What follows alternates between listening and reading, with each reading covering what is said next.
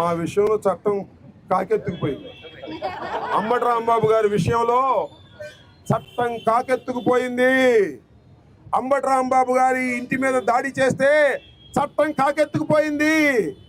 పెమ్మసాని గారి మీద నేను పోస్టు పెడితే చట్టం 1000 కిలోమీటర్ల వేగంతో వచ్చేస్తుంది.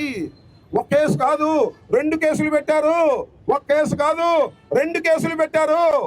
పెట్టిన కేసే మళ్ళీ పెట్టారు. శభాష్ ఈ పోలీసులకి, శభాష్. ఒకే అంశం మీద 2 కేసులు పెట్టిన ఘనత ఈ పోలీసులకు దక్కుతుంది. దేన్నైనా ఈ అంబటి రాంబాబు న్యాయపరంగా ఎదుర్కొంటాడు. నేను పోస్ట్ పెట్టాను, ఎందుకు నేను మాట్లాడుతున్నాను? నేను అడుగుతున్న ప్రశ్న ఒక్కటే. నా ఇంటి మీద దాడి జరిగితే ఒక్కరిని కూడా అరెస్ట్ చేయలేదు, ఇది ధర్మమా అని అడిగా.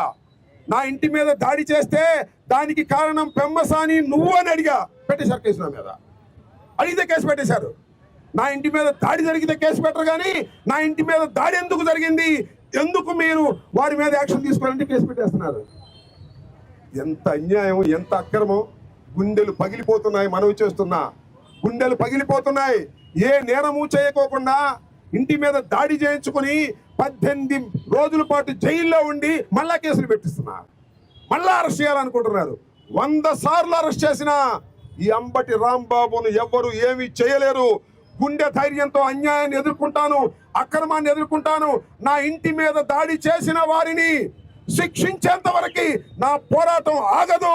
గుర్తుపెట్టుకోమని కూడా ఈ ప్రభుత్వానికి, పెమ్మసాని చంద్రశేఖర్కి, చంద్రబాబుకి, లోకేష్కి ఈ సభాముఖంగా చెప్పదలుచుకున్నాను. గుర్తుపెట్టుకోమని మనం చేస్తున్నా. అన్యాయాన్ని అన్యాయం అనండి అయ్యా, ధర్మాన్ని ధర్మాన్ని అనండి అయ్యా, న్యాయాన్ని న్యాయంగా చూడండి అయ్యా. ఇంత పచ్చికలిగా ప్రభుత్వాలు, పోలీసులు, రాజకీయ నాయకులు వ్యవహరిస్తుంటే ఎక్కడికి పోతుంది ప్రజాస్వామ్యం? ఆలోచించమని కూడా ఈ సందర్భంగా నేను మనవి చేస్తున్నా.